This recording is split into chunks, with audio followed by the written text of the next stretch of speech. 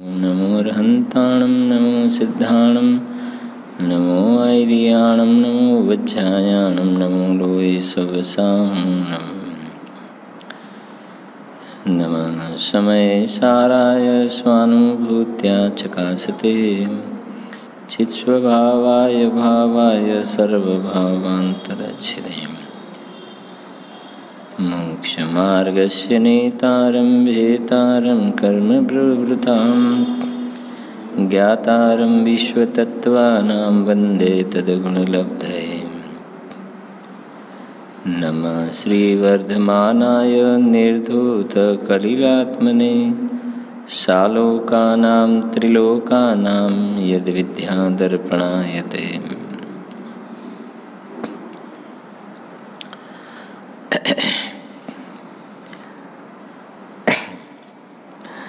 પૂજ્ય સોગાનીજી દ્વારા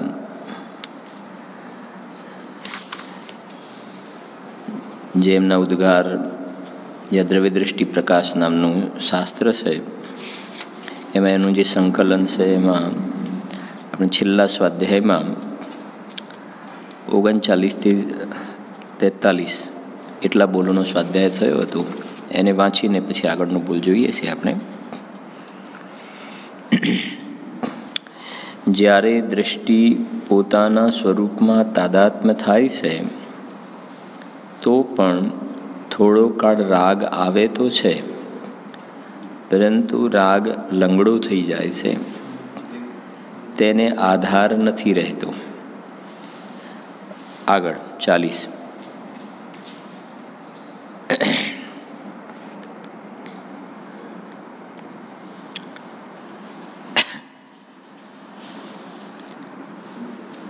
હું તો ક્યારેય પણ ખસું નહીં એવો ખૂંટો છું.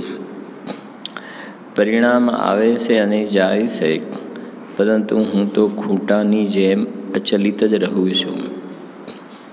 41. બહિર્મુખ હોવાથી જ્ઞાન ખીલતું નથી અને અંતર્મુખ હોવાથી અંદરથી જ કેવલ જ્ઞાન પ્રગટ થઈ જાય છે. પોતાની તરફ જ દેખવાની વાત છે. 42. આત્માને પકડવાની વાત છે. જવાબ: પકડવું શું? હું તો સ્વયં છું જ. પકડવું ફકડવું બધું પરિણામની અપેક્ષાએ કહેવામાં આવે છે. નમઃ સમય સારા એ બધું તો અપેક્ષિત વાત છે. બાકી નમવું શું? પરિણામ પોતાની તરફ ઝૂક્યો તો પરિણામની અપેક્ષાએ આત્માને પકડ્યો એમ કહેવાય છે. હવે 43 ભાગ થઈ ગયો. 43 બરાબર છે ને? પોતાના દ્રવ્યમાં દૃષ્ટિ તાદાત્મ્ય થતાં જ જ્ઞાન પ્રમાણ થઈ જાય છે, ત્યારે જ્ઞાન અન્ય બધી વાતોને યથાર્થપણે જાણી લે છે. શું કહે છે જોઈએ આને થોડું. પોતાના દ્રવ્યમાં દૃષ્ટિ તાદાત્મ્ય થતાં જ જ્ઞાન પ્રમાણ થઈ જાય છે. એટલે કે પર્યાય સંબંધનું યથાર્થ જ્ઞાન થઈ જાય છે. કેમ કે એક છે પ્રમાણનું દ્રવ્ય, કે જે પર્યાય સહિતનું દ્રવ્ય, જેને આપણે ઉત્પાદ વ્યય દ્રવ્યુક્તમ સત. એમાં ઉત્પાદ અને વ્યય એ તો છે પર્યાય, અને જે દ્રવ્ય જે છે એ એનો ટકતો ભાવ ધ્રુવ ભાવ છે. એ ટકતો ભાવ અને ઉત્પાદ અને વ્યય એ ટળતો ભાવ છે. ટકતો ભાવ અને ટળતો ભાવ એ બંને મળીને થઈ ગયું પ્રમાણનું દ્રવ્ય. અને આવું પ્રમાણના દ્રવ્યની વાત જિનેન્દ્ર ભગવાનના શાસનમાં છે. અન્યત્ર બીજી કોઈ જગ્યાએ વસ્તુ એટલે કે પદાર્થ આવી રીતે દ્રવ્ય પર્યાય સ્વરૂપ હોય છે એવી અન્યત્ર કોઈ જગ્યાએ વાત છે નહીં. પેલી વાત તો આ છે. હા, ત્યાં સર્વથા એકાંતની વાત છે, મિથ્યા એકાંતની વાત છે. એટલે પહેલી વાત જે છે એ તો દ્રવ્ય પર્યાય સ્વરૂપ વસ્તુ કહો, બરાબર સમજ. દ્રવ્ય પર્યાય સ્વરૂપ વસ્તુ એટલે દ્રવ્યમાં આવી ગયું દ્રવ્ય ટકવાવાળો ભાવ, અને પર્યાયની અંદર આવી ગયો ઉત્પાદ વ્યયવાળો ભાવ. એ મળીને દ્રવ્ય પર્યાય સ્વરૂપ જે વસ્તુ એ પ્રમાણનું દ્રવ્ય. એને બીજી રીતે કહીએ તો ઉત્પાદ વ્યય દ્રવયુક્તમ સત સદ્રવ્ય લક્ષણમ, દ્રવ્યનું લક્ષણ સત છે. હવે પ્રમાણના દ્રવ્યમાં પર્યાયનો નિષેધ ન આવ્યો, પર્યાય સહિતનું દ્રવ્ય થઈ ગયું. હવે પ્રમાણનું દ્રવ્ય એ કોઈ સમ્યક દર્શનનો વિષય નથી, એ જ્ઞાનનો વિષય છે. સમજાય છે? સમ્યક જ્ઞાનનો વિષય છે પ્રમાણનું દ્રવ્ય.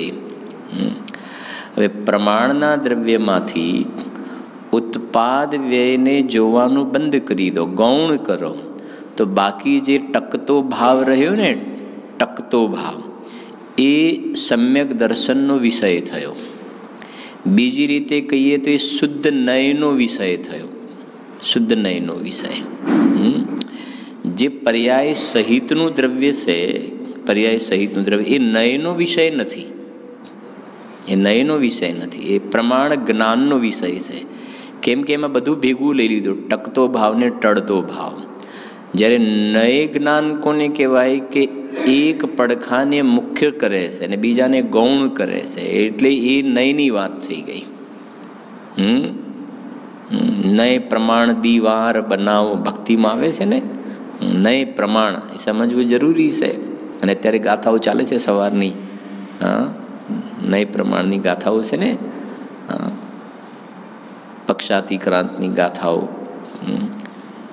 શુદ્ધ નયનો પક્ષ એ પણ વિકલ્પમાં રોકાયો, વ્યવહારનો પક્ષ એ પણ વિકલ્પમાં રોકાયો, પ્રમાણનો પક્ષ એ પણ વિકલ્પમાં રોકાયો. પક્ષાતિક્રાંત જ્યારે થાય છે એને કોઈ વિકલ્પ હોતો નથી. વસ્તુ જેવી વિકલ્પ વગરની નિર્વિકલ્પ છે એવી પર્યાયમાં પણ દશા પ્રગટ થતી જોવામાં આવે છે. તો સમજો જરાક શાંતિથી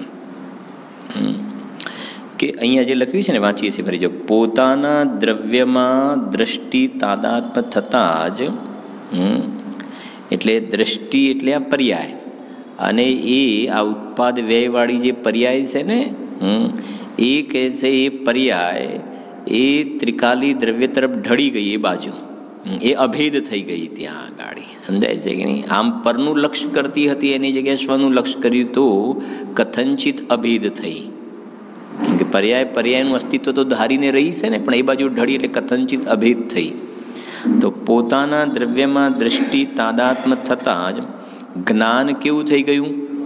પ્રમાણ થઈ જાય છે. એટલે પ્રમાણ થયું ને એટલે એ જ્ઞાનમાં જે આ ટકતો ભાવ છે એનું પણ જ્ઞાન થઈ ગયું, અને આ ટળતો ભાવ જે છે, સ્વાંગ છે, સમય સમય બદલાવાવાળી અવસ્થા છે, એનું પણ જ્ઞાન થઈ ગયું.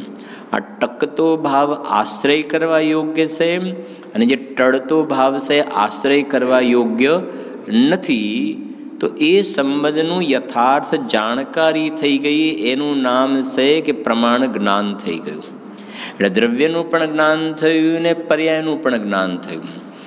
જ્યારે દ્રષ્ટિ દ્રવ્યમાં તાદાત્મ્ય નહોતી તો સ્થિતિ એ હતી કે એને દ્રવ્યનું પણ જ્ઞાન નહોતું, હું શુદ્ધાત્મા છું એનું પણ જ્ઞાન નહોતું, અને આ જે પલટવાવાળી જે દશા જે છે એ તો એ ક્ષણવર્તી છે, ક્ષણમાં નષ્ટ થવાવાળી છે, સ્વાંગ છે, એ સંબંધની પણ જાણકારી નહોતી, એ સંબંધનું પણ જ્ઞાન ખોટું હતું. કેમ કે પર્યાય જેવડો પોતાને માન્યો હતો. વાસ્તવમાં પર્યાય તો સ્વાંગ હતી, પલટતો ભાવ હતો, પણ પર્યાય જેવડું પોતાનું અસ્તિત્વ માન્યું, જેને આપણે બીજી ભાષામાં કહીએ તો પ્રાપ્ત પર્યાયમાં શું થઈ ગયો? તન્મય થઈ ગયો. સમજાય છે કે નહીં? એ તો બિલકુલ બદલવાવાળો ભાવ હતો. એટલે એને પજ્જય મૂઢા પરસમયા પર્યાય બુદ્ધિ મિથ્યા દ્રષ્ટિ કહી દીધું. એટલે આપણે કહીએ ને પર્યાયનું જ્ઞાન હોવું અલગ છે, અને પર્યાય બુદ્ધિ એટલે પર્યાય જેવડો પોતાને માનવું એ અલગ વાત છે. પર્યાય જેવડો પોતાને માનવું એ મિથ્યા દ્રષ્ટિ, અને પર્યાયનું જ્ઞાન છે ને એ દ્રષ્ટિ દ્રવ્યમાં તાદાત્મ્ય થતાં પર્યાયનું પણ યથાર્થ જ્ઞાન થઈ ગયું, એ પ્રમાણ જ્ઞાન થઈ ગયું ત્યાં. એ કહેવા માગે છે અહીંયા. હા, અને નીચે બોલાવશે પછી. એટલે કહે છે, જો પોતાના દ્રવ્યમાં દૃષ્ટિ તાદાત્મ્ય થતાં જ જ્ઞાન પ્રમાણ થઈ જાય છે, ત્યારે જ્ઞાન અન્ય બધી વાતો પછી શું લખ્યું છે? યથાર્થપણે જાણી લે છે. જાણવાનું કામ પર્યાયમાં થઈ રહ્યું છે, ઉત્પાદ વ્યયવાળી પ્રેમમાં, પણ બધું યથાર્થપણે જાણવું થતું જોવામાં આવે છે. એ જ્ઞાનની અંદર હવે કોઈ સંશય વિપર્ય અનદ્ય વસાય રહ્યો નથી. સમજી ગયા કે નહીં? કોઈ જાતિની વિપરીતતા નથી રહી. જ્ઞાનનો જો દોષ નીકળી ગયો. આ સાધક દશાનું જ્ઞાન છે. સમજાય છે કે નહીં? કેવલ જ્ઞાનની વાત તો પછી આગળ વધીને કેવલ જ્ઞાન થાય છે. એ કેવલ જ્ઞાનની વાત છે. હા, એટલે જો આજે આખી શૈલી છે ને, એ સમયસારની શૈલી છે. બરાબર સમજવી વાત. આ દ્રવ્ય દૃષ્ટિ પ્રકાશ ગ્રંથનું નામ જ છે. એટલે સમયસાર પરમાગમમાં એક ઘણી જગ્યાએ આવે છે કે આ જેમ સમ્યક દ્રષ્ટિ જીવને રાગનો અકર્તા અને રાગનો અભોગતા કહ્યો. સમયસારની શૈલીમાં એ છે રાગનો અકર્તા અને અભોગતા. તો રાગ છે ને સમ્યક દ્રષ્ટિને પર્યાયમાં, તો અકર્તા ને અભોગતા કેમ કહો છો? તો ત્યાં જવાબ આપ્યો કે આ સમયસાર જે છે ને એમાં શુદ્ધ નયનો અધિકાર છે. બરાબર, શાંતિથી સમજવી. શુદ્ધ નયનો અધિકાર છે. કેવલી ભગવાનનું કેવલ જ્ઞાન છે, પ્રમાણ જ્ઞાન છે. કેવલી ભગવાનને નય નથી હોતા. થોડી બરાબર સમજવું. એટલે આ સમયસાર પરમાગમમાં ભગવાનને અનંત ચતુષ્ટય પર્યાયમાં પ્રગટે એની સમયસારમાં વાત નથી. સમજી ગયા કે નહીં? વિષય વસ્તુ સમજવી પૂરી એની વાત નહીં. વચ્ચે ભલે થોડી વાત આવે, વસ્તુ અલગ છે, પણ એની વાત નથી. આ ગ્રંથનું અભિધેય તો શુદ્ધાત્માની પ્રાપ્તિ. આપણે 3 ભણ્યા હતા ને, અભિધેય, સંબંધ અને પ્રયોજન. આ ગ્રંથનું અભિધેય તો શુદ્ધાત્માને બતાવવું છે. અને સંબંધ, આ ગ્રંથના શબ્દો જે વાચક છે એ શુદ્ધાત્માને બતાવે છે, વાચક વાચ્ય સંબંધ. અને પ્રયોજન શુદ્ધાત્માની પર્યાયમાં પ્રાપ્તિ થવી એ પ્રયોજન છે. એ સમજજો જરાક હવે કે આ સમયસાર પરમાગમમાં અમે કોઈ અનંત ચતુષ્ટયની વાત નથી કરવા માગતા.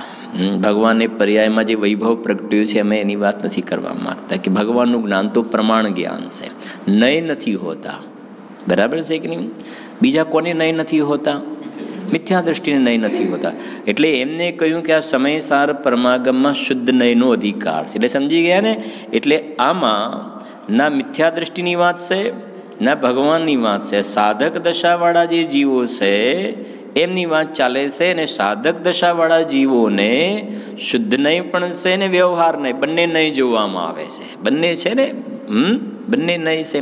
પણ એ બંને નયમાંથી અમે જે સમયસાર પરમાગમમાં વાત કરીએ છીએ એમાં વ્યવહાર નયનો અધિકાર નથી. અધિકાર કોનો છે? શુદ્ધ નયનો અધિકાર છે.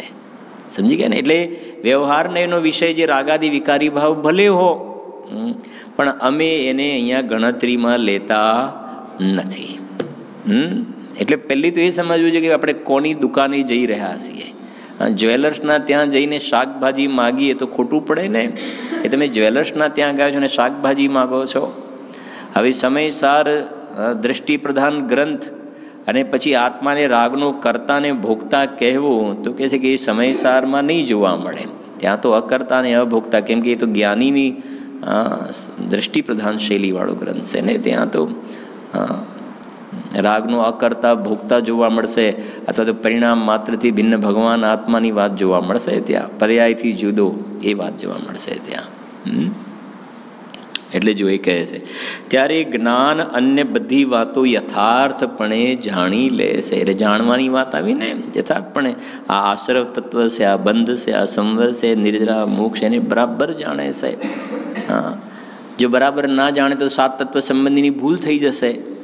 જાણે છે કોણ? જ્ઞાન. તો 7 તત્વની બરાબર જાણે છે. પણ ક્યારે? દ્રષ્ટિ દ્રવ્યમાં તાદાત્મ્ય થતાં 7 તત્વોની શ્રદ્ધા થઈ જાય છે. પછી કોઈ એકબીજામાં ખીચડો નથી થતો ત્યાં. 44 જ્યાં પોતાની તરફથી ખસીને બહારમાં જવાનો જ નિષેધ છે, તો અશુભમાં જઈને પરમાં રસ પડી જાય ત્યાં તો દ્રષ્ટિ પોતાના દ્રવ્યમાં રહી જ ક્યાં? એ તો પરમાં ચાલી ગઈ. સમજી ગયા ને શું કહેવા માંગે છે? જ્યાં પોતાની તરફથી ખસીને બહારમાં જવાનો જ નિષેધ છે, આત્મામાં રમે એને આત્મરામ કહેવાય ને. એક બાજુ રામ અને બીજી બાજુ છે ગામ, રાગ ગ્રામ, અસંખ્ય પ્રકારના સ્વભાવ. હવે કહે છે કે પોતાના તરફથી ખસીને બહારમાં જવાનો જ નિષેધ છે, તો અશુભમાં જઈને પરમાં રસ પડી જાય ત્યાં તો દ્રષ્ટિ પોતાના દ્રવ્યમાં રહી જ ક્યાં? તો જો આને આવી રીતે સમજીએ આપણે કે સમયસાર પરમાગમમાં મોક્ષ અધિકારની જે ગાથાઓ છે છેલ્લે, એમાં 3 પ્રકારની ભૂમિની વાત આવે છે. એક જે મિથ્યા દ્રષ્ટિ જીવ જે છે એ જે કાંઈ એની બધી ક્રિયાઓ છે એ અપ્રતિક્રમણમાં જશે. પછી સમ્યક દ્રષ્ટિ જ્ઞાની ધર્માત્માને પ્રતિક્રમણ વગેરેનો શુભ ભાવ, પ્રતિક્રમણ વગેરેનો શુભ ભાવ, સમ્યક દ્રષ્ટિનો પ્રતિક્રમણ વગેરેનો શુભ ભાવ, એ બીજા નંબરની વાત થઈ ગઈ. અને ત્રીજા નંબરમાં સમ્યક દ્રષ્ટિ જીવને આત્માના આશ્રય જે શુદ્ધ પરિણમન થઈ રહ્યું છે એ ત્રીજી અપ્રતિક્રમણ રૂપ ભૂમિ. સમજી ગયા કે નહીં? એટલે અપ્રતિક્રમણ શબ્દ 2 રીતે આવે. એટલે પહેલી અપ્રતિક્રમણ સમજાય છે ને, બીજું આવ્યું પ્રતિક્રમણ, અને ત્રીજી આવી આ શુદ્ધાત્માની અનુભૂતિ રૂપ એ અપ્રતિક્રમણ રૂપ ભૂમિ. હવે વાત અહીંયા આવી કહેવી છે, સમજો કે જ્યાં આ જે અપ્રતિક્રમણ આદિ જે ત્રીજી ભૂમિ જે છે એને છોડીને, શુદ્ધાત્માનું અવલંબન છોડીને એ સમ્યક દ્રષ્ટિ જીવને, સમજો સમ્યક દ્રષ્ટિ જીવને એ વ્રતાદિના જે પરિણામ આવે છે, પંચ મહાવ્રત વગેરેના પરિણામ આવે છે, પ્રતિક્રમણ, પ્રત્યાખ્યાન, આલોચના, પ્રતિસરણ છે ને બધા બોલ 8 પ્રકારના, નિંદાગ્રહ વગેરે. તો એ કહે છે પ્રતિક્રમણ વગેરેના સમ્યક દ્રષ્ટિ જીવને શુભ ભાવના પરિણામ આવ્યા, શુભ ભાવના પરિણામ આવ્યા, એનો પણ અમે નિષેધ કરીએ છીએ. કોના પ્રતિક્રમણ, કોનો શુભ ભાવ? સમ્યક દ્રષ્ટિ જીવને જે શુભ ભાવ આવ્યો ને એનો અમે નિષેધ કરીએ છીએ ને કે ત્યાં રોકાવાય નહીં. તો પછી મિથ્યા દ્રષ્ટિ જીવને તો એને મિથ્યા દ્રષ્ટિ બોલે ને, મિથ્યાત્વ એટલે તો અશુભમાં જ છે. તમે મિથ્યાત્વનું વજન પકડીને ચાલજો. મિથ્યા દ્રષ્ટિ જીવના પ્રતિક્રમણને પણ પેલું મિથ્યાત્વ નહીં, એટલે મિથ્યા દ્રષ્ટિને તો અશુભ જ પકડીને ચાલો તમે, અશુભ પકડીને. બહુ ગુરુદેવ તો આ જ પદ્ધતિ ચાલ્યા છે ને ગુરુદેવ શ્રી, એટલે અહીંયા તો એ જ તમારે લેવું પડશે. સમજાય છે કે નહીં? સમ્યક દ્રષ્ટિ જીવને આ વ્રતાદિના પરિણામ આવ્યા ને એ શુભ ભાવ સમ્યક દ્રષ્ટિ માટે. મિથ્યા દ્રષ્ટિને તો જે કહીને વ્રતાદિના પરિણામ, પણ પેલું વ્રતાદિના પરિણામ શુભ ભાવ, ચલો બરાબર શુભ ભાવ, અને મિથ્યાત્વ છે કે નહીં એને? હું શું કહેવાય? સમ્યક મિથ્યા દ્રષ્ટિ જીવને કશાયની મંદતાના પરિણામ છે, શુક્લ લેશિયાના પરિણામ, બરાબર છે કે નહીં? અને પછી મિથ્યાત્વ ખરું કે નહીં? મિથ્યાત્વ ખરું. હવે બંધના 5 કારણ કયા? મિથ્યાત્વ, અવિરતિ, પ્રમાદ, કષાય અને યોગ. એમાંથી સૌથી મોટું બંધનું કારણ કયું છે? મિથ્યાત્વ. તો પછી વાત પૂરી થઈ ગઈ ને. હવે એ પેલું વ્રતાદિના પરિણામ વગેરે જે છે ને એ મિથ્યાત્વ મોટો રાજા બેઠેલો છે, તો એ બધી તો કોઈ કશી ગણતરીમાં જ નથી, ગણતરીમાં જ નથી. એટલે એને તો મિથ્યાત્વનું અશુભ એવું જ બોલાય. અને કાલે જ આપણે જોયું હતું ને, પહેલાથી ત્રીજા ગુણસ્થાનમાં ઘટતો ઘટતો અશુભ ઉપયોગ, એટલે પહેલાથી ત્રીજા ગુણસ્થાનમાં તો શુભ ઉપયોગ કહ્યો જ નથી. તો આપણે અનંતવાર ગ્રૈવેકમાં ગયા ને, મહાવ્રત વગેરે 28 મૂળગુણ પણને ગ્રૈવેકમાં ગયા ને, પણ ગ્રૈવેકમાં ગયા ને, આત્મામાં તો ના ગયા ને. સમજાય છે કે નહીં? ત્રીજી અપ્રતિક્રમણ ભૂમિ તો ના જોઈ ને, મિથ્યાત્વમાં તો રહ્યા જીવ, અને આત્માનું સુખ તો ભોગવ્યું નહીં. એટલે અહીંયા તો એ કહેવાય છે કે એ હવે સમ્યક દર્શન થયું અને આ કહે છે શુભમાં રોકાયો છે ને તો પણ બહારમાં ઊભો છે, તો હજુ તો જે મિથ્યાત્વમાં બહારમાં એકદમ અશુભમાં ઊભો છે એની તો વાત જ શું કરવી. એને તો હજુ ઘણો વ્યાયામ કરવાનો છે ને, ઘણો પુરુષાર્થ કરવાનો બાકી રહે છે અંદરમાં આવવા માટે. જરૂર વાંચો એટલે ખ્યાલ આવશે તમને. જ્યાં પોતાની તરફથી ખસીને બહારમાં જવાનો જ નિષેધ છે. હવે પોતાને જોયો છે ને અંદરમાં, જાણનારને જોયો, હવે ત્યાંથી ખસીને અંદરમાંથી જાણનારને જોયો, એમાં ઠરે ને એમાંથી ખસીને બહારમાં આવ્યા તો શું થયો? રાગ ઉત્પન્ન. સમકીતીને પણ રાગ, એ ચારિત્રનો દોષ થઈ ગયો. થઈ ગયો ને ચારિત્રનો દોષ, તો નિષેધ છે. કેમ કે સમ્યક દર્શન થયું તો શ્રદ્ધાનો દોષ ટળ્યો ને, અભિપ્રાયનો દોષ ટળ્યો, પણ અસ્થિરતાનો દોષ તો ઊભો છે. અને એ અંદર ગયા પછી ઉપયોગ બહાર આવે છે તો અસ્થિરતાનો દોષ આવ્યો. એટલે કહે છે જ્યાં પોતાની તરફથી ખસીને બહારમાં જવાનો જ નિષેધ છે તો અશુભમાં જઈને પરમાં રસ પડી જાય. સમજી ગયા ને? અશુભમાં જઈને પરમાં રસ પડી જાય એટલે અશુભમાં ગયો ને એટલે મિથ્યાત્વમાં ચાલ્યો ગયો ને એનો બહારનો રસ પડી જાય. અશુભમાં જઈને પરમાં રસ પડી જાય ત્યાં તો દ્રષ્ટિ પોતાના દ્રવ્યમાં રહી જ ક્યાં. સમજી ગયા કે નહીં? દ્રષ્ટિની વાત ચાલે છે ને, દ્રષ્ટિ પોતાના દ્રવ્યમાં રહી જ ક્યાં. માને શ્રદ્ધા અપેક્ષાએ અજ્ઞાની મિથ્યા દ્રષ્ટિ થઈ ગયો. ત્યાં ઉપયોગની વાત નથી, દ્રષ્ટિ પોતાના દ્રવ્યમાં રહી જ ક્યાં. એ તો પરમાં ચાલી ગઈ, એ તો મિથ્યા દ્રષ્ટિ અજ્ઞાની થઈ ગયો ત્યાં. જો આગળ 45. હવે આ અનેકાંત પણ સમ્યક એકાંત એવા નિજ પદની પ્રાપ્તિ સિવાય અન્ય હેતુએ ઉપકારી નથી. શ્રીમદજીનું આ વાક્ય મને બહુ પ્રિય લાગે છે. બોલો, તમને પ્રિય લાગે છે કે નથી લાગતું? હા, તો તમે બોલ્યા નહીં કોઈએ, મને આ બહુ પ્રિય લાગે છે એવું ના બોલ્યા. આ તો સોગાની સાહેબ બોલ્યા ને. બોલો છો બધા સાથે, બોલો છો. અનેકાંત પણ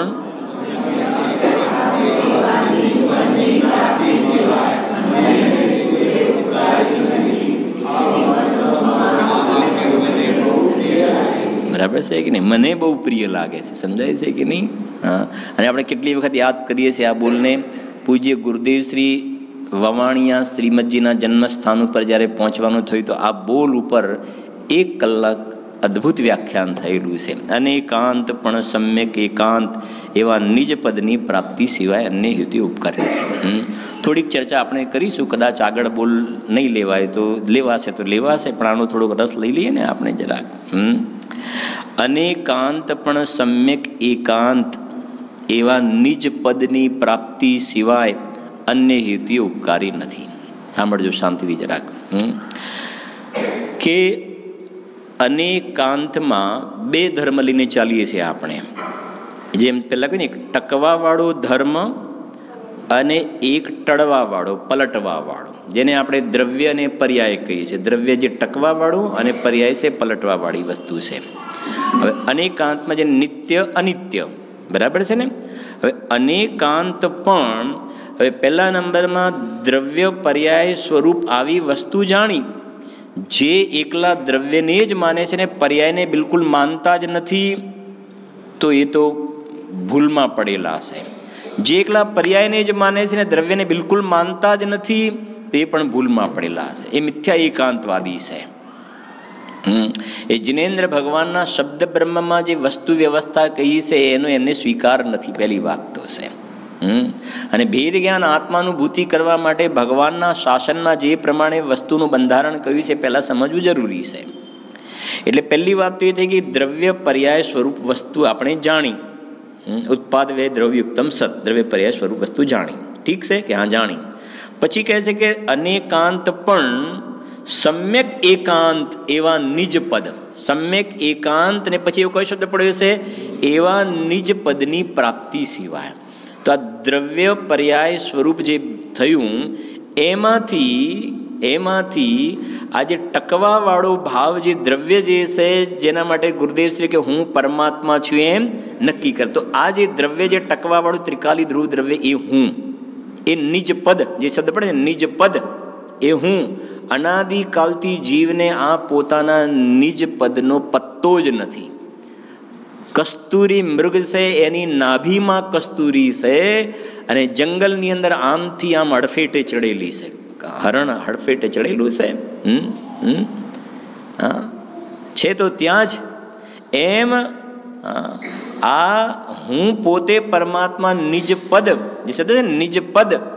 હવે એ કહે છે કે આવા દ્રવ્ય પર્યાય સ્વરૂપ વસ્તુ તો છે, પણ આમાંથી આ જે ટકવાવાળો ભાવ એ પરમાત્મા સ્વરૂપે અનાદિ અનંત વિદ્યમાન મોજૂદ છે. હવે આ સમજીને આ હું પરમાત્મા છું એવો નિર્ણય કરવાનો હતો. હવે આ જે હું પરમાત્મા છું એક પડખું પકડ્યું ને, એ સમ્યક એકાંત થઈ ગયું. સમ્યક પછી એક ધર્મ પકડ્યો. બે ધર્મ હતા, એક ટકવાવાળો ને બીજો પલટવાવાળો. બેનો પહેલા સ્વીકાર કર્યો, એ થઈ ગયો અનેકાંત. પછી એમાંથી પલટવાવાળા પડખાને શું કર્યું? ગૌણ.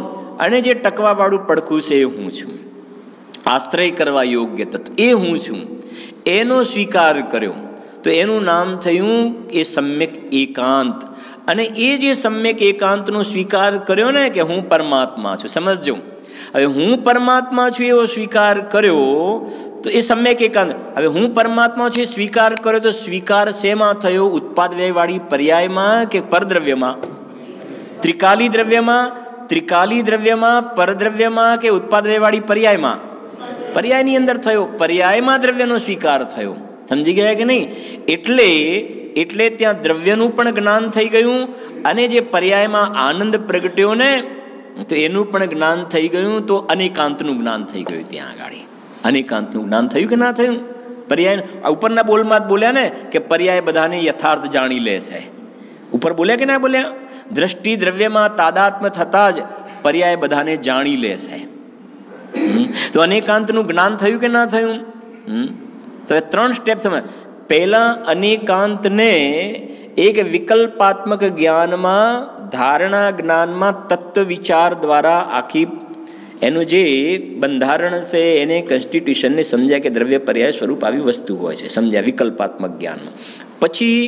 પછી શું કર્યું કે 114 ગાથા પ્રવચનસારની, કે હવે પર્યાય આર્થિક નયને જોવાના ચક્ષુને સર્વથા બંધ કરી દીધા. આ ચક્ષુ કેટલા છે? 2. એ અનેકાંત 2 ચક્ષુ છે. સમજાય છે કે નહીં? 2 ચક્ષુ છે ને. પછી હવે મારે સામે મારો કોઈ ગોલ છે, સમજો કે જસ્ટ સમજે ફોટો પાડવો છે, પેલા ફોટોગ્રાફર વગેરે પાડે ને, ફોટો પાડે તો શું કરે કે 2 ચક્ષુ છે, આ બરાબર, તો એક આંખ શું કરી દીધી? બંધ કરીને. પછી બરાબર, હવે બરાબર ક્લિયર દેખાય છે, પછી ફોટો ક્લિક કર્યો. તો એક આંખ શું કરી? બંધ કરીને. પેલા 2 હતી નક્કી કર્યું, 2 દ્વારા બરાબર જાણી લીધું, પછી બંધ કર્યું. પછી બંધ કર્યું એટલે એનો મતલબ શું કર્યું કે જે આપણું ટાર્ગેટ છે ત્યાં આગળ પૂરેપૂરું આપણે શું થઈ ગયું? ફોકસ થઈ ગયું ત્યાં આગળ. બાકી બધું પેલા 2 આંખ દ્વારા બરાબર જાણી લીધું કે અહીંયા આટલા વ્યક્તિ બેઠેલા છે, બધું બરાબર જાણી લીધું, એ પ્રમાણ થઈ ગયું. અને એકાંત પછી આ જ વ્યક્તિને તો એને ત્યાં ફોકસ કર્યું. સમજાય છે કે નહીં? હવે સમજજો. એ કહે છે કે એક આંખ એને બંધ કરીને ફોટો લેવામાં આવ્યો.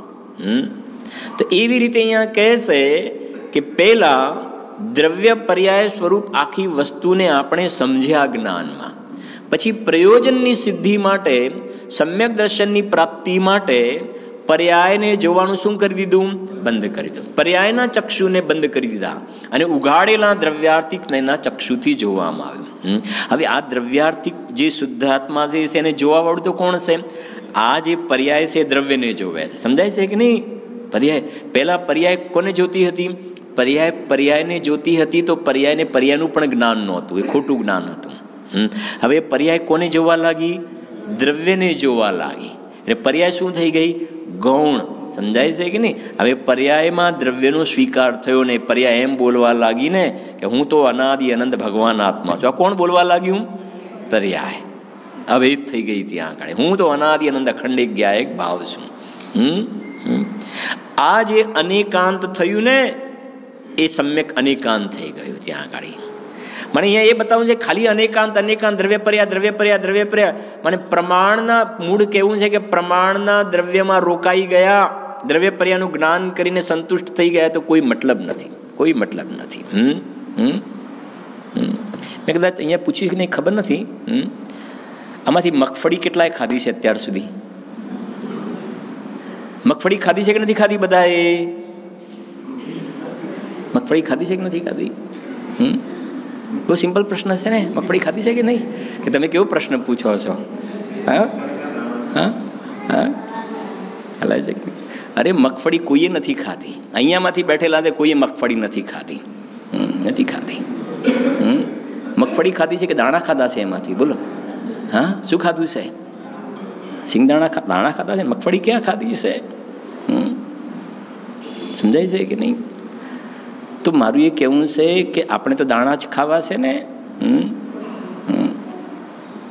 તો પછી એકલા દાણા તો ઝાડ ઉપર ઉગે કે ના ઉગે? હા, હવે સમજો પૂરી વાત કે દાણા ખાવા માટે મગફળીનું જ્ઞાન હોવું જરૂરી છે કે નહીં? મને આટલો જવાબ આપો. ખાવા છે દાણા, મગફળી નથી ખાવી. કેમ કે મગફળી તો ગાય ભેંસ ખાય. મગફળી કોણ ખાય? ગાય ભેંસ જે છે એ બધું અલગ કરે, દાણા ને ફોતરા ને બધું અલગ કરે તો બધું ખાઈ જાય. આપણે પણ જો એના જેવું ખાઈએ તો આપણે પશુ કહેવાઈએ, પણ આપણે એવું નથી કરતા. દ્રષ્ટાંતમાં ફોતરાને શું કરીએ છીએ? અલગ, અને દાણાને ખાઈએ છીએ. હવે મને જવાબ આપજો, મગફળી સમજો, દાણાને ખાવા માટે મગફળીનું જ્ઞાન હોવું જરૂરી ખરું કે નહીં? મગફળીનું જ્ઞાન હોવું જરૂરી છે. કેમ કે દાણા ક્યાં જોવા મળશે તમને? મગફળીમાં જોવા મળશે, એ સિવાય બીજે દાણા નહીં જોવા મળે. દાણા ખાવા માટે મગફળીનું જ્ઞાન હોવું જરૂરી છે. પણ મગફળી ખવાય ખરી? દાણા ખાવા માટે મગફળીનું જ્ઞાન હોવું જરૂરી છે. કેમ કે દાણા મગફળી સિવાય બીજી કોઈ જગ્યાએ જોવામાં નહીં આવે. મગફળીનું જ્ઞાન જરૂરી છે. મગફળી ખાવા યોગ્ય નથી, જ્ઞાન કરવા યોગ્ય છે. ત્યાંનું આવું સ્વરૂપ છે. નહીં તો દાણા ખાવાની સામે 1 કિલો મગફળી પડેલી છે. દાણા ખાવા એમના ઘેરે દાણા બહુ, સિંગદાણા બહુ સરસ હતા, બહુ સરસ. હવે તમારા સામે 1 કિલો મગફળી પડેલી છે, અંદર દાણા ખબર નથી. સમજણ પડે છે કે નહીં? હવે દાણા ક્યાં છે?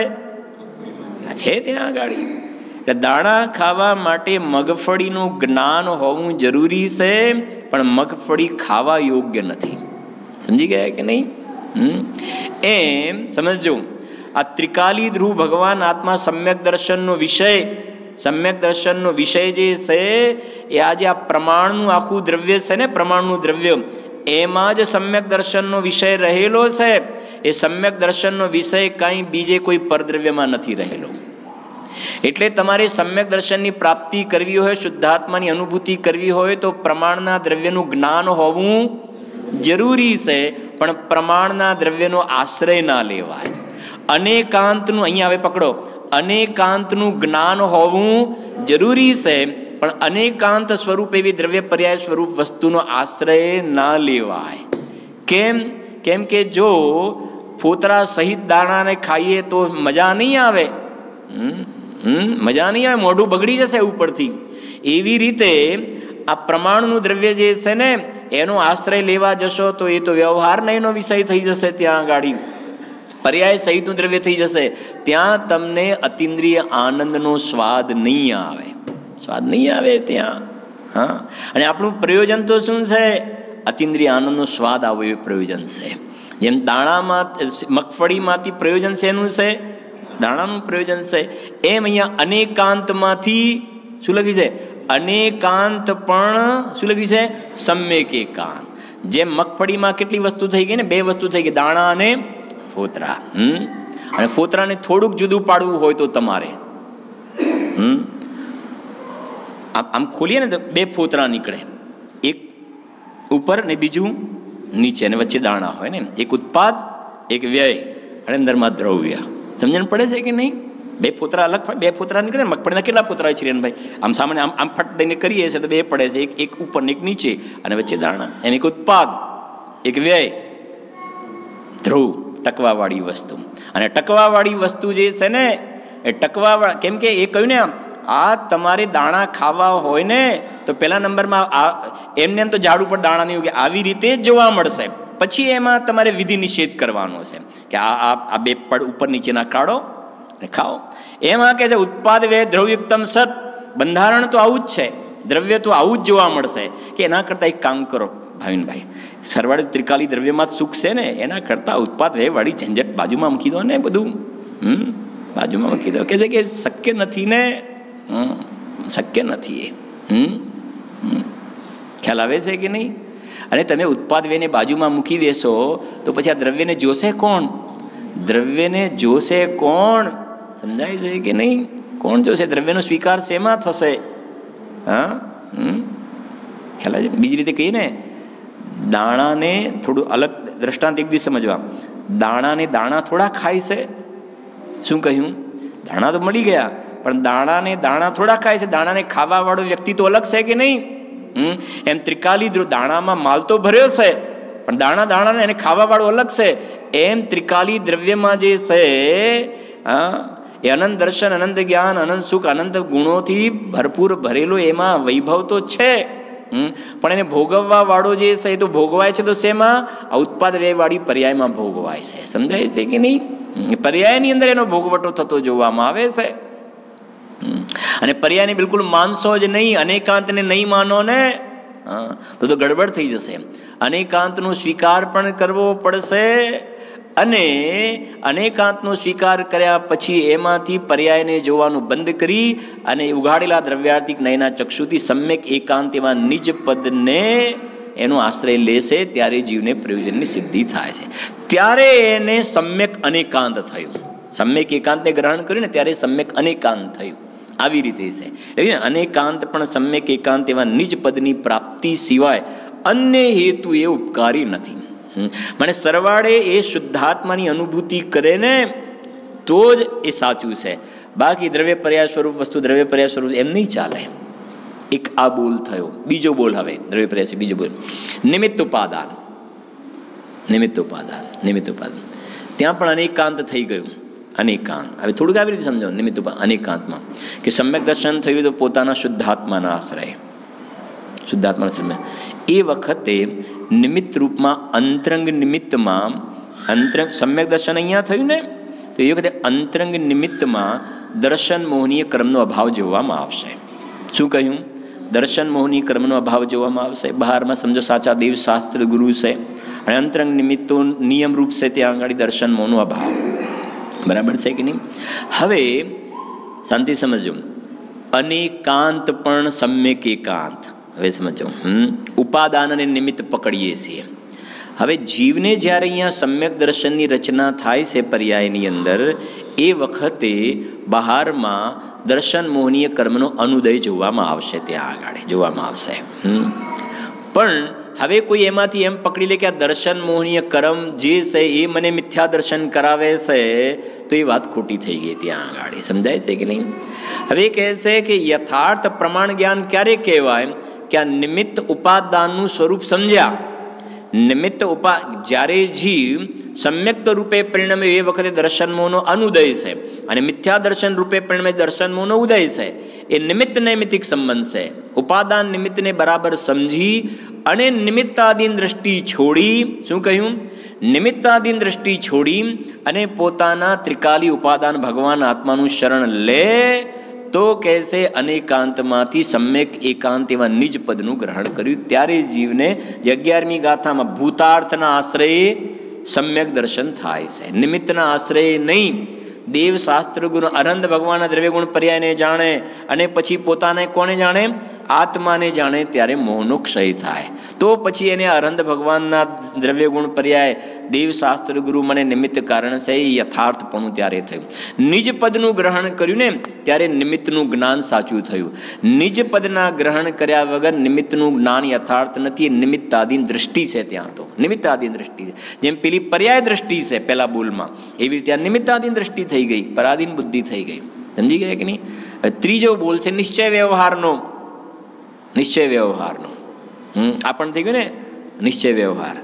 તો નિશ્ચય વ્યવહાર જે વખતે ગુરુદેવનો છે ને બોલ, હું ભગવાન તમે પરમાત્મા છો એમ નક્કી કરવા દો ને, તો હું પરમાત્મા છું એવો નિર્ણય થયો ને ત્યારે આ પરમાત્મા છે એવું શું થઈ ગયું? વ્યવહાર. સમજી ગયા ને? આ ત્યારે આ વ્યવહાર. હવે આ નિશ્ચય ને વ્યવહાર બે થઈ ગયા ને, અનેકાંત. હવે અનેકાંતમાં કોઈ એમ કે નિશ્ચય વ્યવહાર બે કયા છે ને, તો વ્યવહાર કરતા કરતા નિશ્ચય થાય. હા, તો કહે છે કે એવું નથી. તો કેવી રીતે છે કે આ નિશ્ચય વ્યવહારનું સ્વરૂપ સમજ્યા ને પછી વ્યવહારનું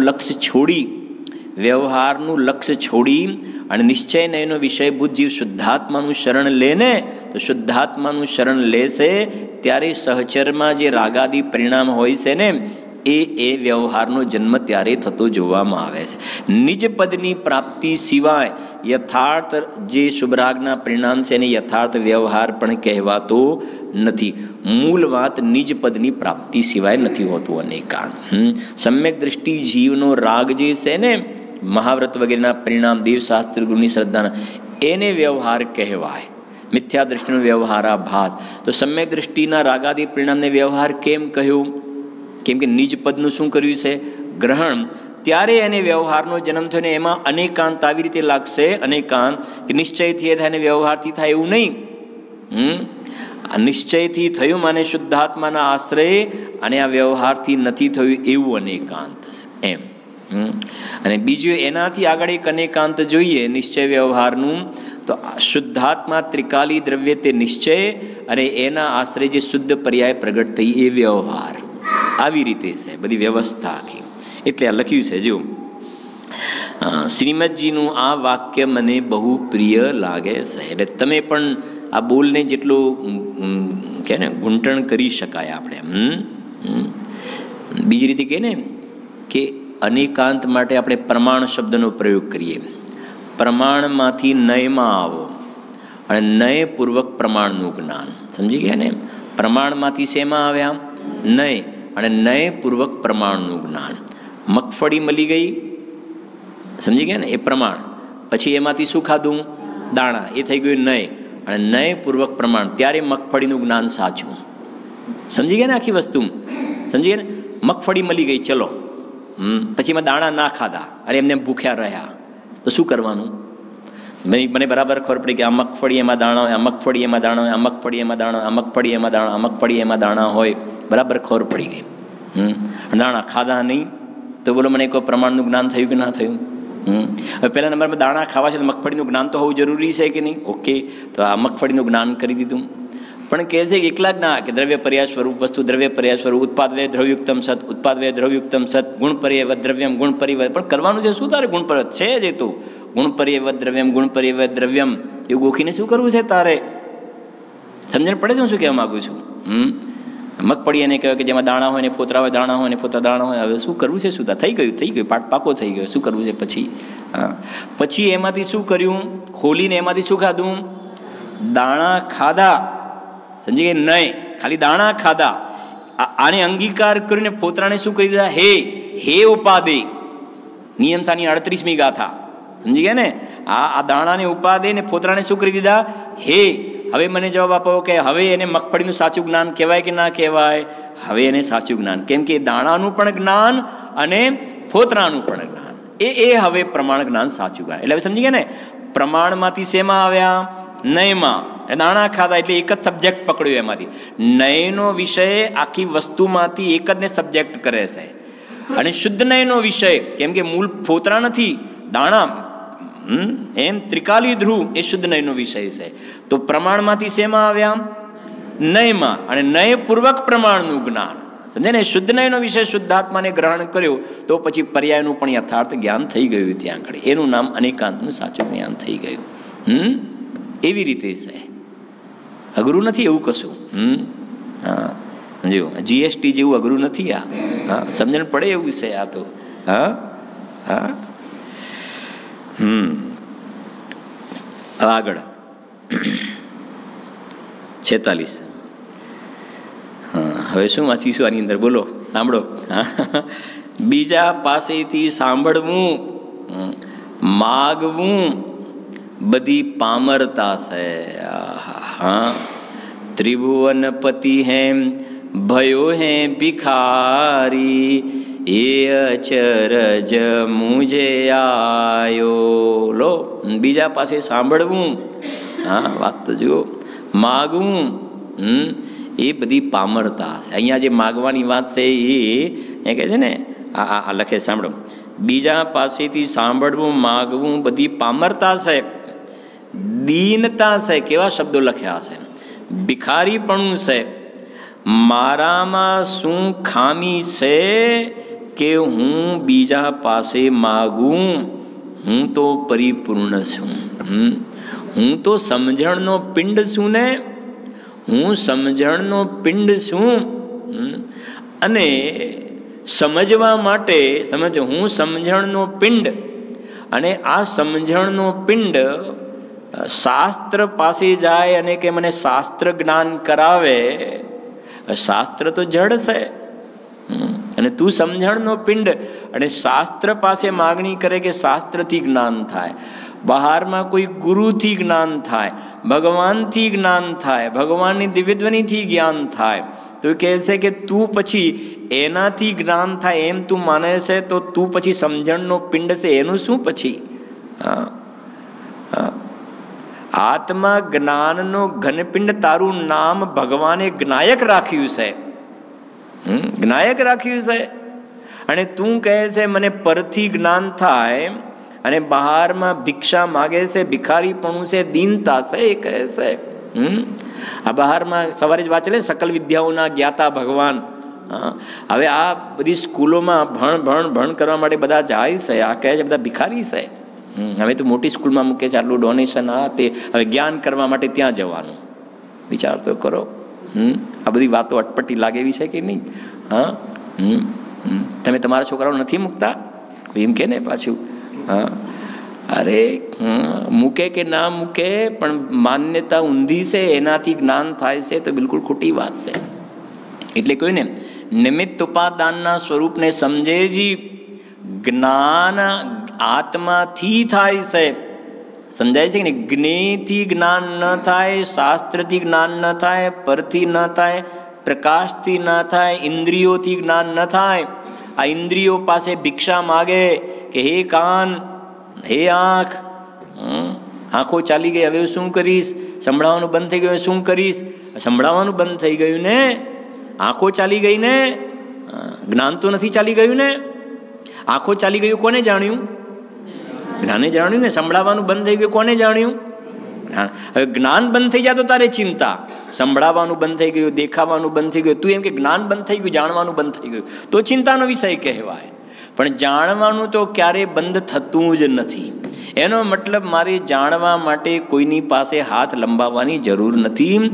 એવી જ રીતે બીજા નંબરમાં જ્ઞાન અને સુખ, જેવી રીતે જાણવા માટે બીજાની પાસે હાથ નથી ફેલાવવાનો, એવી રીતે સુખી થવા માટે પણ બીજાની પાસે હાથ નથી લંબાવવાનો. બંને ભિખારી જીવ છે. એ કહે છે કેમ કે જેવી રીતે પરમાં મારું જ્ઞાન નથી, એવી રીતે પરમાં મારું સુખ નથી. પાંચ દ્રવ્યમાં તો છે જ નહીં ને, બીજા પર આત્માઓ છે, એમાં મારું સુખ નથી. મારું જ્ઞાન અને મારું સુખ તો મારા આત્મામાં છે. અને બહારમાં પાંચ ઇન્દ્રિયના વિષયોમાંથી સુખ મળે એવું જે માને છે એ કહે છે કે એ તો દીન છે, પામર છે, ભિખારી છે, સમય સમયને વરાકા છે, બિચારા છે. એમાંથી સુખ થોડું મળે છે, નહીં તો ક્યાંથી મળે? હા, અને આ પોતે સ્વસંવેદનથી કહી રહ્યા છે, અમને તો આનંદના રસના ઘૂંટડા પીએ છીએ. બોલ છે ને એમના, અમે તો અતિન્દ્રિય આનંદના ઘૂંટડા પીએ છીએ. એક વાત. અને બીજા નંબરમાં અમને કોઈ શાસ્ત્ર વાંચનની ટેવ પણ વધારે નથી રહી. કેમ કે અમને ખબર છે ને કે આ અમે જે જ્ઞાયકમાં હમપણું કર્યું છે ને, એમાં ઠરીશું તો કેવલ જ્ઞાન તો એમને આવી જવાનું છે. હવે આનું જ્ઞાન ને આનું જ્ઞાન ને આનું જ્ઞાન, અમે શું કહેવાય ને, પેલું કહેવાય ને, નાના નાના ચકલા ચૂંથવામાં નથી પડતા. આમ એવું કહેવાય ને, એક મોટી પાર્ટીને પકડી લો ને, નાના નાના 10 નાની નાની પાર્ટીને કરતા એક મોટી પાર્ટી પકડી લો એમ જગતમાં કહે ને. એટલે બસ આમાં આખા વર્ષની એક જ એવી મોટી પાર્ટી મળે, અમારે બીજું બધું બંધ કરી દીધું. હવે આવું બધું કહે ને, એટલું જ આમાંથી મળી જાય છે અમને, બધું બંધ કરી દીધું. 50 જગ્યાએ જવાનું, ને આ સેન્ટર ને આ સેન્ટર ને આ સેન્ટર, એના કરતાં નજીક પાછું એકદમ આવી મોટી પાર્ટી, એમાં ભગવાન આત્મા હા, નજીક અને મોટી પાર્ટી છે ને, સમજાય છે કે નહીં? અહીંયા કે એને પકડી લો ને, કે જેમાંથી અનંતકાળ સુધી અનંત જ્ઞાન ને અનંત સુખ આવ્યા કરે. હવે આ બધું બહારમાં આ બીજા બધા જ્ઞેયો ને એમાંથી મને સુખ મળે ને આનંદ મળે, જ્ઞાન મળે, એ ભૂલ છે તારી. જો એટલે એમને કહ્યું ને અંદરથી આવી જશે કેવલ જ્ઞાન, તો એમને આવે. અને અમારે તો સુખ પીવું છે ને, જ્ઞાન વધારે હોય કે ઓછું એ શું છે, અમને તો આનંદ આવી રહ્યો છે, એ કહે છે.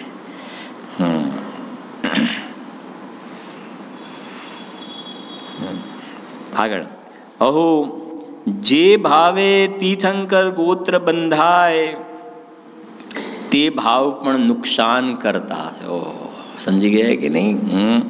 આ વાત કહેવાની કોની તાકાત છે? એ તો ગુરુદેવ શ્રીનું જ સામર્થ્ય છે. જો અંદરમાં કેટલો અંદરમાં ભક્તિ વિનય કેવો ભાવ છે.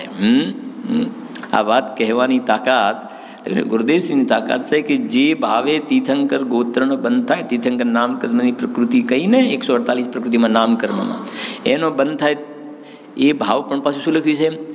નુકસાન કરતા છે. હવે આ શું કહો છો તમે? નુકસાન કરતા. અને તીર્થંકર પ્રકૃતિનો બંધ સમ્ય દ્રષ્ટિને થાય કે મિથ્યા દ્રષ્ટિને? સમ્ય દ્રષ્ટિને નુકસાન કરતા. ભાઈ મિથ્યા દ્રષ્ટિને તો ઠીક છે જાણે, સમ્ય દ્રષ્ટિને શુભ ભાવે નુકસાન કરતા.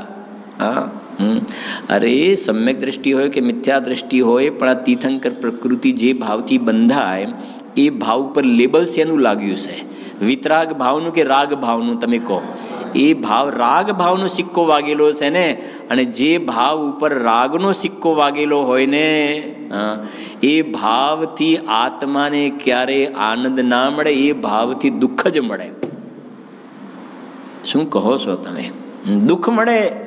હા, અને એ ભાવથી આત્માને દુઃખ પહોંચે છે એટલે લખે છે નુકસાન કરતા. હા, નુકસાન કર. કોઈ કહે કે ચલો ભાઈ ફાયદો ના થાય તો કંઈ નહીં, પણ એ ભાવથી નુકસાન નથી થતું એમ રાખો આપણે.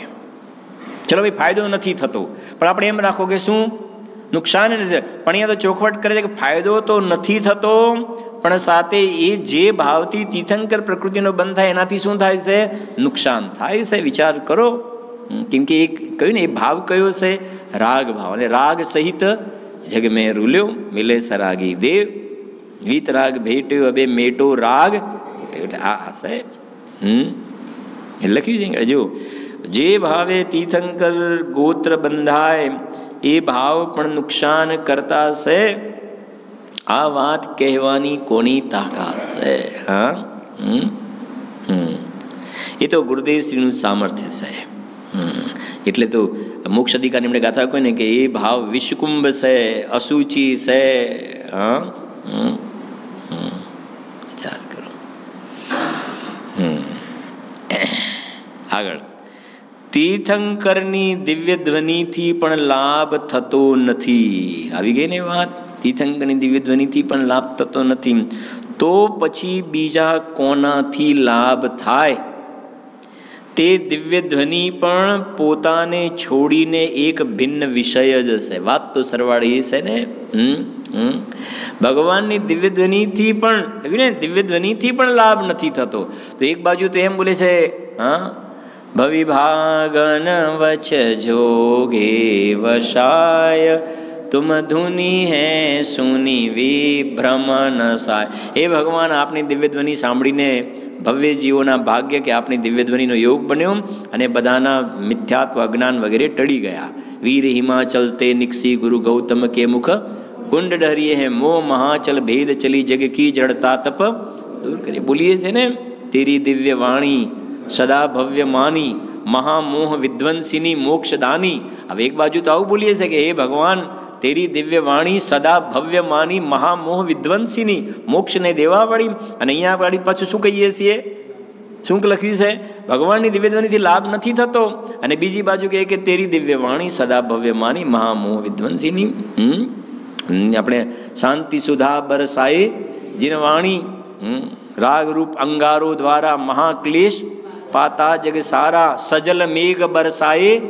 હવે ભગવાનની વાણી તો ભરેલા વાદળા છે, એનાથી રાગની આગ ઠંડક થઈ જાય છે ત્યાં આગળ. એક બાજુ આવું બોલો, અને બે અમારે કંઈક સમજે તમે કંઈક અમારે શું કરવું, અમે તો કન્ફ્યુઝનમાં મુકાઈ ગયા છીએ. હા, તો શ્રીમદજીની વાત યાદ કરો, જ્યાં જ્યાં જે યોગ્ય છે. હા, જ્યાં એમ કહ્યું છે કે તેરી દિવ્ય વાણી સદા ભવ્ય માની મહામોહ વિધ્વંસીની મોક્ષદાની, એ નિમિત્ત પ્રધાન કથન છે, એ વ્યવહારની મુખ્યતાના કથન છે. હમણાં ત્યાં પ્રકરણ ચાલ્યું હતું, ભગવાનની દિવ્યથી સમજો, ગુરુથી જ્ઞાન થાય, ભગવાનની દિવ્ય ધ્વનિથી જ્ઞાન થાય, એવા જે શાસ્ત્રમાં કથન આવે ને, ત્યાં દિવ્ય ધ્વનિથી જ્ઞાન થાય એવું બિલકુલ સિદ્ધ નથી કરવું. પણ જીવ અહીંયા સમ્યક જ્ઞાન રૂપે પરિણમે એ વખતે ભગવાનની દિવ્ય ધ્વનિ નિમિત્ત રૂપે હતી, એનું જ્ઞાન કરાવવું છે. શું કહ્યું? શાસ્ત્રથી જ્ઞાન થાય એમ જ્યાં શાસ્ત્રમાં લખ્યું હોય, શાસ્ત્રથી જ્ઞાન થાય એમ જ્યાં લખ્યું હોય, ત્યાં શાસ્ત્રમાં શાસ્ત્રથી જ્ઞાન થાય છે એવું બિલકુલ સિદ્ધ નથી કરવું. પણ જીવ અહીંયા સમ્યક જ્ઞાન રૂપે પરિણમ્યો એ વખતે નિમિત્ત રૂપે શાસ્ત્ર હતું, એનું જ્ઞાન કરાવવાના હેતુથી ત્યાં લખ્યું છે. આટલું સમજવાનું છે ટોપિક, તો કોઈ જગ્યાએ ઝઘડો નહીં થાય. બાઈએ રોટલી બનાવી એમ કહેવામાં વાંધો નહીં આવે. બાઈએ રોટલી બનાવી એમ કહ્યું, ત્યાં બાઈએ રોટલી બનાવી દીધી છે એવું સિદ્ધ કરવાનો બિલકુલ આશય નથી. પણ રોટલી લોટથી સ્વયં ઉપાદાન રૂપે પરિણમી એ વખતે નિમિત્ત રૂપે બાઈની હાજરી હતી એવું નિમિત્તનું ત્યાં શું કરાવવું છે? જ્ઞાન કરાવવાનું પ્રયોજન. એ વખતે હાજરી બાઈની હતી એનું જ્ઞાન કરાવવું છે. બાકી એ કથનમાં બાઈએ રોટલી બનાવી દીધી એવું સિદ્ધ કરવાનો બિલકુલ આશય છે નહીં. કથન તો તમને ડગલે ને પગલે આવવા મળશે. સમજી ગયા કે નહીં? હા, હવે પછી ક્યાં ક્યાં તમે કેટલી કેટલી જગ્યાએ શું કરવા જશો પછી? અને કર્ણાન યોગના શાસ્ત્રોમાં તો તમને આવું જ મળશે. દર્શન મોહથી મિથ્યાત્વ થાય ને ચારિત્ર મોહથી કશાય થાય. તો દર્શન મોહથી મિથ્યાત્વ થાય તો ત્યાં કર્મનો ઉદય જીવ મિથ્યા દર્શન કરાવે છે એવું સિદ્ધ નથી કરવું. પણ જીવ સ્વયં પોતાના ઉપાદાનથી ઊંધી માન્યતા રૂપે પરિણમ્યું એ વખતે નિમિત્ત રૂપે કયા કર્મનો ઉદય હતો એનું જ્ઞાન કરાવવા માટે એમ કહ્યું કે એ દર્શન મોહના ઉદયથી થાય છે. આવું છે. એટલે કહે છે ને ગુરુદેવશ્રી બહુ સરસ વાત કરી, ભાષા ટૂંકી કરવા અને નિમિત્તનું જ્ઞાન કરાવવા માટે આવી રીતે કથન કરવામાં આવે છે. શું બોલ્યો હું? ભૂલશો? ભાષા ટૂંકી કરવા માટે. હા, દાળ સરસ બનાવી છે. કોને બનાવી? મોટી વહુએ બનાવી. સમજાય છે કે નહીં? બસ ભાષા ટૂંકે. હવે એમ કહો કે એના ઉપાદાનથી બની એ વખતે આ મોટી વહુ નિમિત્ત રૂપે હાજર હતી, એ તો ખાલી આ કાર્ય સ્વયં. હવે બધું લાંબુ લાંબુ ના કહેવાય. ભાષા ટૂંકી કરવા અને નિમિત્તનું જ્ઞાન કરવા. થઈ ગયું ને કે મોટી વહુએ બનાવી, વચલી વહુએ બનાવી રોટલી, બફરી રોટલી સરસ બની છે, બિલકુલ બે ભાગ બિલકુલ જુદા થઈ જાય. કોને બનાવી? તો બનાવી થોડી એને છે. વચ્ચેવાળી વહુએ બનાવી તો એ વચ્ચેવાળી વહુએ બનાવી સિદ્ધ નથી કરવું. પણ એ કહે છે કે વચ્ચેવાળી વહુએ બનાવી તો રોટલી તો એના કારણે આપણે ભાષા ટૂંકી કરવા અને નિમિત્તનું જ્ઞાન કરાવવા. એમ શાસ્ત્રથી જ્ઞાન થાય એમ કહ્યું હોય, ભગવાનની દિવ્ય ધ્વનિથી જ્ઞાન થયું એમ કહ્યું હોય, ત્યાં દિવ્ય ધ્વનિથી જ્ઞાન થયું, હા, જ્ઞેયથી જ્ઞાન થયું એવું બિલકુલ સિદ્ધ કરવું નથી. સમજી ગયા કે નહીં? હા, જો હા, અહીં તો એ કહેવું છે ભગવાનની દિવ્ય ધ્વનિથી પણ લાભ થતો નથી તો પછી બીજા કોનાથી લાભ થાય? કહેવાનું આશય અહીંયા એ છે કે માટે બહારમાં બધે જોવાનું શું કરી દો? બંધ કરીને ભગવાનની દિવ્ય ધ્વનિમાં જે શુદ્ધાત્માને જોવાનું કહ્યું છે ને ત્યાં જોવો ને તો તમને લાભ થશે. બાકી લાભ નહીં થાય એ કહેવું છે. જે શુદ્ધાત્માનો લાભ થવો જોઈએ, સમ્યક દર્શન જ્ઞાન ચારિત્રનો લાભ થવો જોઈએ, એ લાભ ભગવાનની દિવ્ય ધ્વનિનું શ્રવણ કરવાથી સમ્યક દર્શન જ્ઞાન ચારિત્રનો લાભ નહીં થાય. પણ ભગવાન જ્યાં જોવાનું કહે છે ને ત્યાં જોવાથી સમ્યક દર્શન જ્ઞાન ચારિત્રનો લાભ થાય છે. એ તો આ પ્રશ્ન ઘણી વાર આવ્યો ને, 1-2 મિનિટ પૂરું કરી દઈએ. પ્રશ્ન બહુ આવ્યો કે ભાઈ શાસ્ત્રથી જ્ઞાન થતું નથી તો પછી બધા અહીંયા આવીએ છીએ ને આ શાસ્ત્ર વાંચ કરીએ છીએ ને. તો સમજો પૂરી વાત કે શાસ્ત્ર એટલા માટે વાંચીએ. સમજો, શાસ્ત્રથી જ્ઞાન થતું નથી, જ્ઞાન તો આત્માના આશ્રય થાય છે, તો શું કામ વાંચો છો? તો કહે છે કે આ શાસ્ત્રમાં એવું લખ્યું છે, શાસ્ત્રમાં એવું લખ્યું છે કે શાસ્ત્રથી જ્ઞાન ના થાય પણ આ શરીરથી ભિન્ન અંદર ભગવાન આત્મા છે એના આશ્રય સમ્યક દર્શન જ્ઞાન ચારિત્રની પ્રાપ્તિ થાય એવું ક્યાં લખ્યું છે? શાસ્ત્રમાં લખ્યું છે ને. એટલે શાસ્ત્રએ આપણને એમ કહ્યું કે તમે મારી સામે ના જોતા, મારી સામે ના જોતા પણ તમારો શુદ્ધાત્મા અંદર છે એની સામે તમે જુઓ. તો પછી આપણે કોની સામે જોયું? આપણે શુદ્ધાત્માની સામે જોયું, અને શુદ્ધાત્માની સામે જોયું તો આત્માના આનંદનો લાભ થયો કે ના થયો? તો આત્માના આનંદનો લાભ થઈ ગયો ને. તો શાસ્ત્રની પાસે એટલા માટે આવીએ છીએ કે શાસ્ત્ર અમને પ્રોપર ગાઈડ કરે છે. સમજાય છે કે નહીં? એ શાસ્ત્ર એમ નથી કહેતું કે મારી ઉપાસના કરો, મારી સેવા કરો. સમજાય છે કે નહીં? મને રત્નોથી જડો, એ નથી કહેતું. એ તો રત્નથી જડવાનો ભાવ આવે, એ તો પોતાનું કામ થાય એવો ભક્તિ ભાવ આવે, એ વાત અલગ છે. સમજાય છે કે નહીં? તો પોતાનું કામ થયું તો નિમિત્તનું એવું બહુમાનનો ભાવ જોવામાં આવે, એટલી વાત છે. હા, એટલે અનેકાંત પણ સમ્યક એકાંત એ ગોઠવી દો તમે ત્યાં. એટલે લખે છે. તો પછી બીજી બહાર ભગવાનની દિવ્યધ્વનિથી લાભ નથી થતો. હા, તો પછી બીજી બધી તો લખી છડાડામાં, રાગ દ્વેષ કરતાર કથા કબ હું ન સુની. જે દુનિયાદારીની બહારની વિકથામાં તો ભવ વધારવાની વાતો છે, ખોટા અનનેસેસરી ભવ વધારવાની વાતો છે. એ પ્રમાણે છે. લઈશું બાકી આગળ.